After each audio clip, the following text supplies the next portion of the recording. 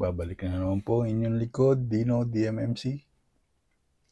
Pag-usapan po natin itong mga bagong revelation ni Miss Cathy Binat. Kanina nung in-interview siya ulit ni Miss Maharlika, grabe, ang dami niyang pinasabog na bago. Pero bago ang lahat, mag-like and subscribe naman po kayo dito sa aking channel. Dumami naman po ang ating komunidad. Well, ito na nga, yung new interview na nangyari kaninang umaga. Daming pinasabog. Unang-una na dyan, itong kanya daw naging karelasyon, si Tony Boy Florendo. Mga mainitan ng ulo. Physically, na-abuse din daw siya. Nasampal siya nung minsan. Si Miss Cathy. Pati daw tong si Anton Lagdameo. Mainitin din ang ulo at magaan ang kamay. Nanakit daw. Oo ba yan, Miss Don Solueta? Kung naman, huwag naman sanang napagbubuhatan ng kamay to si Miss Don. Pakagandang babae. Sasalita kaya, Miss Don?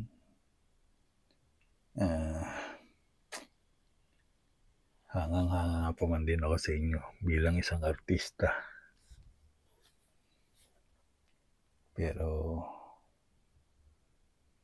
kung totoo man yung sinabi ni Miss Cathy, kakataka kung bakit natagalan niya yan. Well, siyempre, nasa power nga naman yung inyong asawa. May pera. Pero ikaw rin naman may pera. Yaman mo rin naman eh. Bilang isang artista, ang dami mo nang kinita.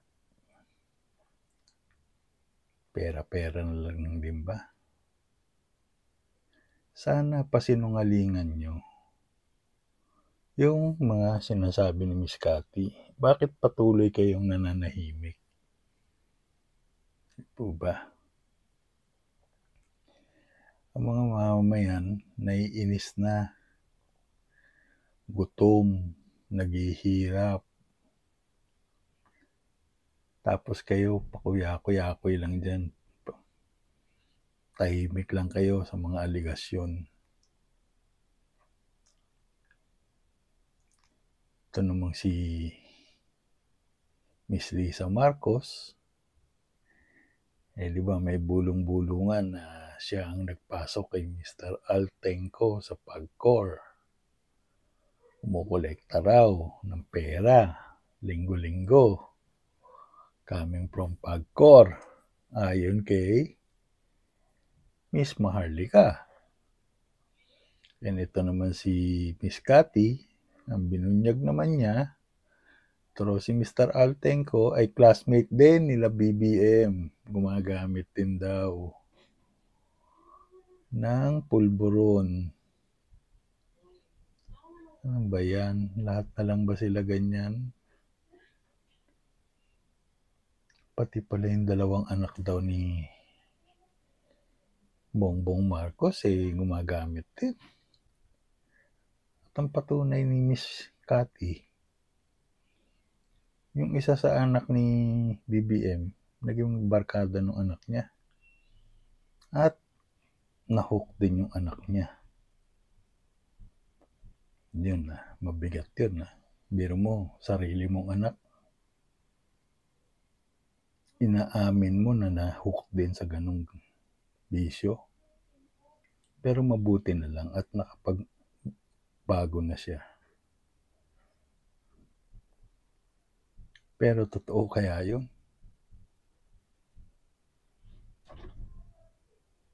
Ano, Miss Lisa Marcos? Tinitira na yung asawa mo at ang buong pamilya mo at ang pagkatao mo. Di mo ba patatawag si Katonying?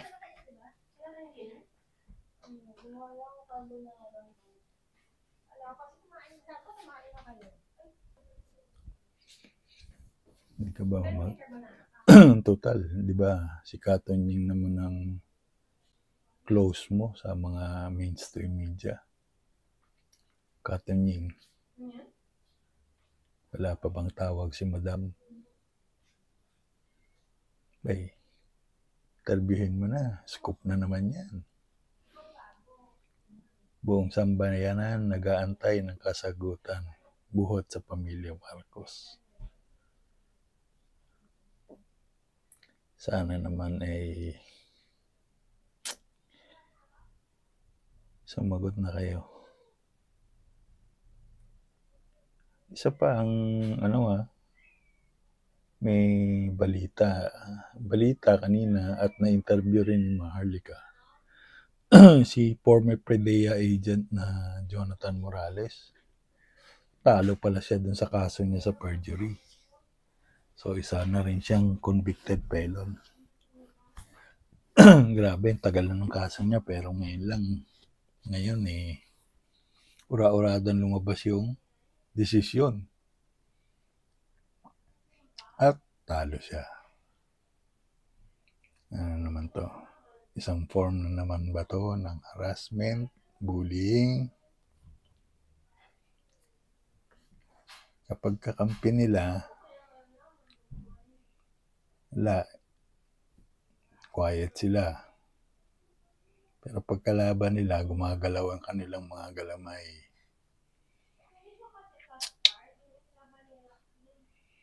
Kakatakot.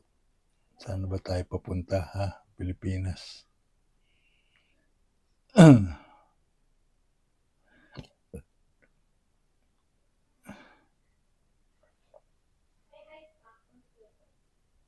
Meron pa siyang ibang mga nabanggit si Miss Cathy, pero hindi ka na may nabanggit pa tungkol sa designer ni Miss Lisa Marcos, ganun. Yun din yata yung isa sa nagdemanda kay Miss Maharlika, di po ba? Miss Maharlika, meron ding panibagong kaso sa LA. Sinampahan ng PCSO manager, si Mr. Robles. At yung abogado ni Mr. Robles bigatin. Di kampana, yung dating manager, dating abogado ni Johnny Depp. Kano kaya per hour nun, no? Matalang si Johnny Depp nagkanda lubog-lubog nga daw na parang na-bankrupt pa yata dahil sa pagbabayad sa attorney niya. Well, I don't know kung totoo yun, pero kano ba sweldo ng isang PCSO manager? Saan kukunin yung pambayad dun sa abogadong taga-US? Ano nga yung pangalan? Camille Vasquez ba yun? Kung maalala. Parang nabanggit nila third floor studio na nasa $800 per hour ang rate ng abogado. Grabe, no? Sa 50 pesos, that is magkano?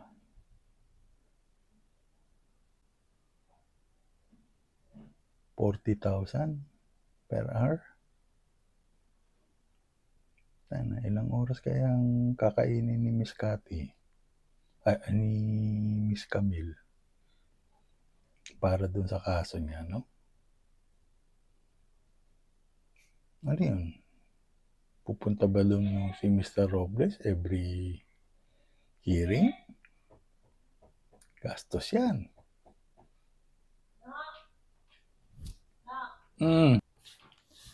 Hanggang dito na lang po. Salamat po sa inyong lahat. Isang magandang gabi. Ito po ulit ang inyong lingkod, si Dino, DMMC.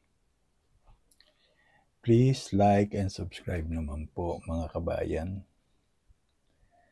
At abangan po natin kung sino-sino pa ang gugurgurin o gigipitin o ihaharas o bubulihin ng administrasyon na ito. Well, isang good news pala, si VP Sara nag-post yata ng picture kasama si Senator Bato at Senator Bongo. Mukhang sasanib puwersa na sila kahit na meron silang personal differences, especially Bongo and VP Inday. Sana naman para umahon naman ng ating bayan. Talagang kailangan natin ng mga matitinong leader.